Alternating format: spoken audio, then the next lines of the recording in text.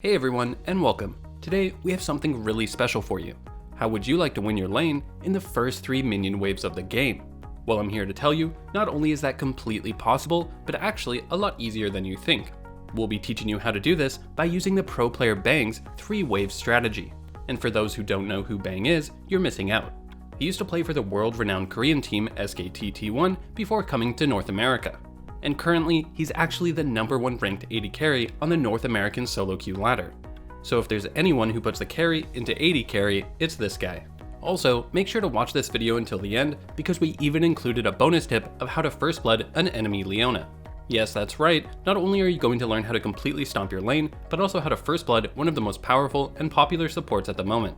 Alright, enough hype, let's jump straight into it and learn Bang's 3-wave win lane strategy. So let's start with an overview of our missions. Don't worry if you have questions, as I promise you we'll be breaking down these missions in more detail as the guide progresses. Each mission will actually be tied to their respective minion wave, making things really simple. The first mission is executed on the first wave, and is to establish a minion advantage. As Bang heads into lane as Aphelios, he clears the first 3 melee minions, and Vayne does the same. Okay, now they're both even in minions, so we haven't accomplished the first mission yet. He then focuses down auto attacks on the caster minions, spreading out the damage, but not actually killing them. This is a high level technique you'll be learning later, so keep it in the back of your mind. During this time, notice how Vayne didn't damage the minions. This is how Aphelios establishes a minion lead. Once the second minion wave arrives, when we count the minions, he has 3 melees and 5 casters compared to the enemy minion wave that has 3 melees and 3 casters. So he's actually ahead 2 caster minions and has accomplished the first mission of establishing a minion advantage. With the second wave arriving, this leads into your second mission, slow push the wave. Some of you may be wondering, what exactly do we mean by a slow push? Well, in League of Legends, you have 2 kinds of pushes, a slow push and a hard push. A hard push is when you use all of your abilities, constantly auto attack, and push the minions as fast as humanly possible into the enemy's tower. A slow push is the exact opposite, where we build a small minion lead and then stop damaging the minions except to last hit them. The small minion lead will do the pushing for us, but very slowly. And you're about to learn why slow pushing can be so valuable.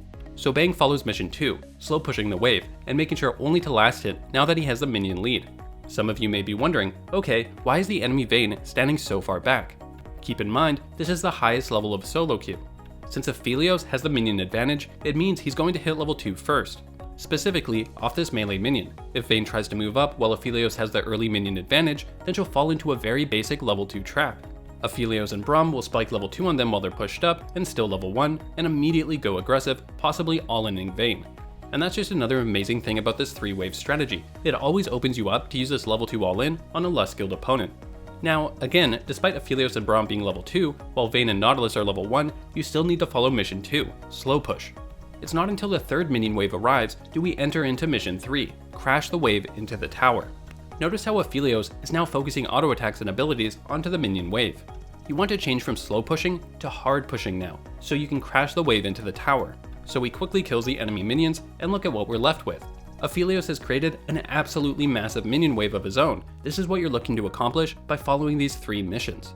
Great, but you're probably wondering, Vayne is still full health, how in the world does this strategy win me my lane?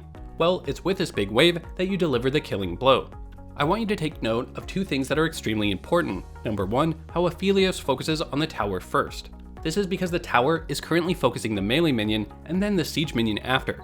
These types of minions are closer to the enemy's tower, so Vayne can last hit them at a safer distance. Trying to harass Vayne at this point will put him too far into the enemy's tower and cause him to take tower shots.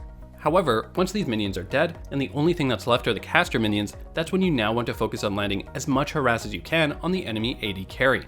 This works due to the fact that the caster minions are ranged and much further away from the tower. This causes Vayne to have to move up more, letting us auto-attack her safely outside of the enemy's tower range.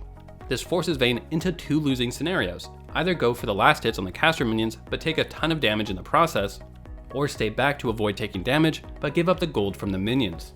And it's really that simple. By harassing Vayne at the end of mission 3, she now has half health and is going to have to use her health potion. Aphelios is now ahead in health, sustain, and due to forcing Vayne have to last hit under tower, which is inherently difficult, is also ahead 6 minions. It's not even 4 minutes into the game, and he's already won his lane. Some of you may be thinking though, hey, he didn't win lane, where's the double kill? But League is much more than just kills. A health potion is worth 50 gold, and 6 minions is equal to a minion wave, which on average is worth 125 gold.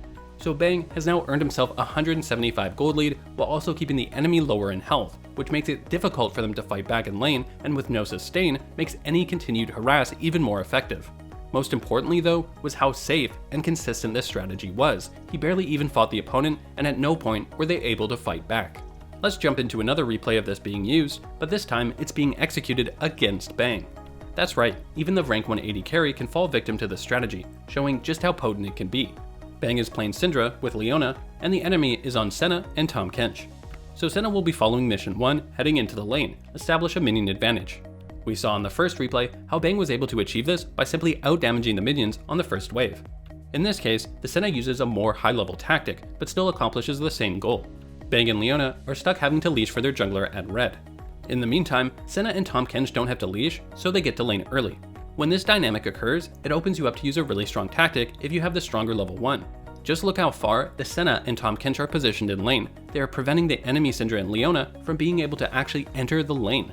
By positioning so far up, they're actually out of range of the enemy minions aggro, and with a stronger level 1, they can easily win any 2v2 trades. The main goal though was to delay Syndra's ability to push the wave with her Q spell, which does AoE damage. So they zone Syndra and Leona temporarily, and then move back to lane as normal, the benefit being that Syndra wasn't able to get a minion advantage by spamming her Q. And we're going to see how they're able to accomplish the 3-wave strategy and execute all 3 missions, but in a slightly different way. As the melees die in the first wave, take note of the minions. Senna is ahead 2 melee minions currently, and so she's accomplishing mission 1, establish a minion advantage.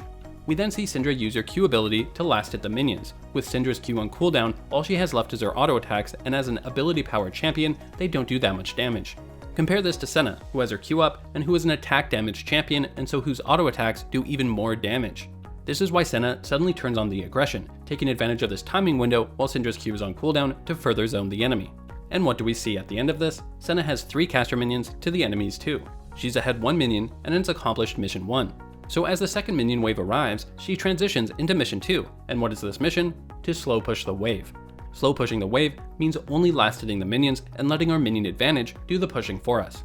In the first replay, we saw Bang not really do anything during this time, just letting the second wave slow push. However, in this instance, we see a matchup where Senna and Tahm Kench have a much stronger level 1 than Syndra and Leona, so they use this time to try and trade aggressively on the opponent.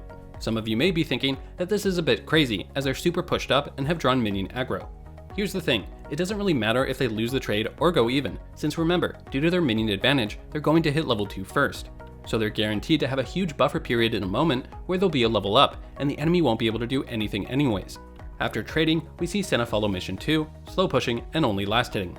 And what do we accomplish by doing this? We get the tried and true level 2 spike while the opponent is still level 1. Syndra and Leona have to stay far back, unable to fight due to the level difference. Again, in your elo, a lot of players won't realize this and will overextend in this moment, leaving you open to all in them with your level advantage. Now, with the third minion wave arriving, we enter into mission 3, crash the wave into the tower. We immediately see Senna auto attack and Q the wave, into then hard pushing the remaining minions.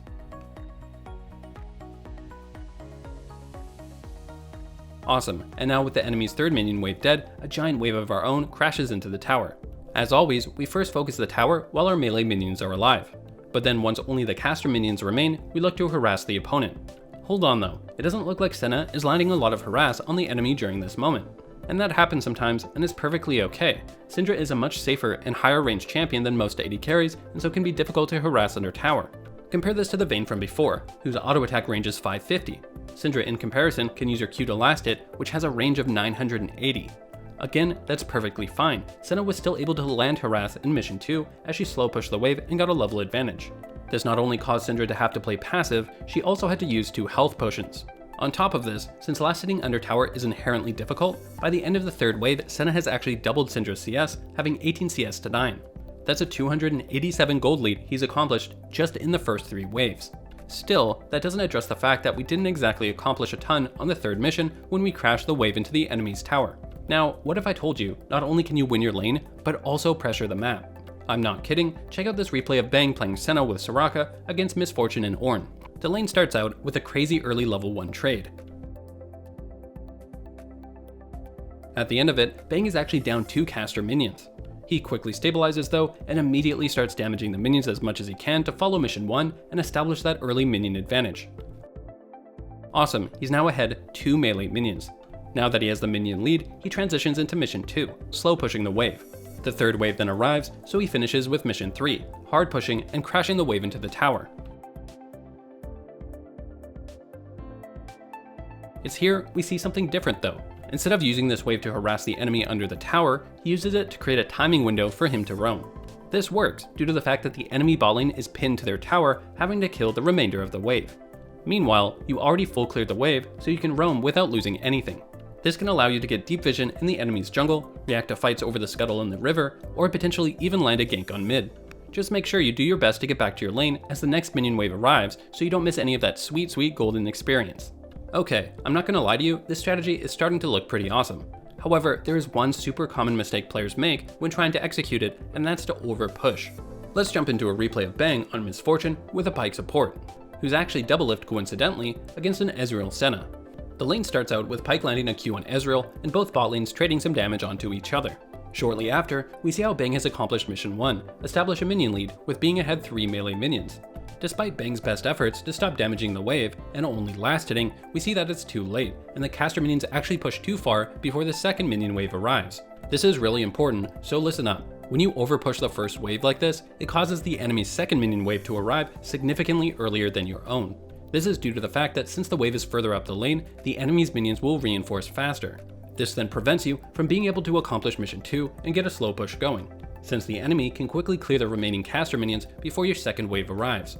And so what do we see? We failed mission 1 and the second minion wave has arrived and the enemy is even in minions with us. To make matters worse, not only are they even in minions, but the wave is actually much closer to the enemy's tower. This triggers what's called the even minion rule. The even minion rule dictates that if both waves have the same number of minions, the wave will push in the opposite direction that it's closest to. So since the wave is closest to Ezreal's tower, it's actually pushing towards Misfortune's tower. The reason why this occurs is due to how when a wave is close to an enemy's tower, their minion wave will reinforce faster. This will cause the enemy to actually have the push advantage heading into the third and fourth wave. Okay, so how do we avoid this from happening? Well, let's go back and see what Bang did wrong. First, he starts out by applying damage onto the melee minions. That in and of itself isn't bad, he's trying to get that minion lead for mission 1. Now, during the trade with the enemy, take note of how the enemy's minions have aggroed onto him and Pyke, while his own minions are out of range. This means that his minions will be damaging the enemy's minions, while the enemy's minions are focusing him. This will cause his wave to push a bit harder. And what do we see right after the trade? Bang is ahead 1 melee minion. And it's here we see a pivotal mistake. Bang lands an additional auto attack on the melee minion, which isn't necessary since he already has the minion lead. Then Pyke uses his Spoil of War charge on a minion, further pushing. At the same time, Misfortune lands another auto attack. This is exactly what it looks like when you overpush a lane. You need to be very aware of your minion lead and how much damage you've done to the minions as to not overpush. We can actually see a trick Bang used to accomplish this in the first replay. As he gets into lane, all of the melee minions die, leaving only the caster minions. We know we want to accomplish mission 1 and establish a minion advantage. The problem is, we risk overpushing the wave as we just saw. So Bang uses a trick. He spreads his damage over the minions, making sure not to actually kill any of them. This buys him enough time, so when the second minion wave arrives, he can then kill the wave, keeping it in the center of the lane and preventing him from overpushing. So be aware, you can actually achieve a minion advantage not just by killing minions, but by applying more damage, spread it across the minions, and then once the next wave arrives, quickly killing them, turning that damage into a minion wave advantage. Okay, so a bunch of you are probably now thinking, this is the best strategy ever and it's completely unstoppable. Although it's true, it is very strong, there is a way to counter it. In this game, Bang is playing Senna with Tahm Kench against Aphelios, who is actually C9 Sven, with Thresh. The lane starts out with both sides trying to accomplish mission 1, get the minion advantage. They're both focusing their auto attacks and abilities on the minion wave. This is absolutely key that you do this in order to prevent the opponent from achieving a minion lead. Compare this to the first replay, where Vayne gave up and stopped damaging the minion wave at the very start. Despite Senna's best efforts to fight for the early minion lead, as the second minion wave arrives, we can see that Aphelios in fact has the minion lead in the form of 1 melee minion. This means the enemy is going to hit level 2 first, and so Senna and Tahm Kench back off, anticipating that level 2 spike. However, Aphelios and Thresh then back off, and this puts Senna in range to start damaging the minions again. This is absolutely pivotal. We know the opponent has entered into mission 2 and wants to build that slow push. To counter this, we need to take any opportunity we see to damage the minion wave, thin it out, and push back. When Aphelios and Thresh move forward to harass our trade, we can move back. But whenever it's safe to freely damage the minion wave, we look to do so.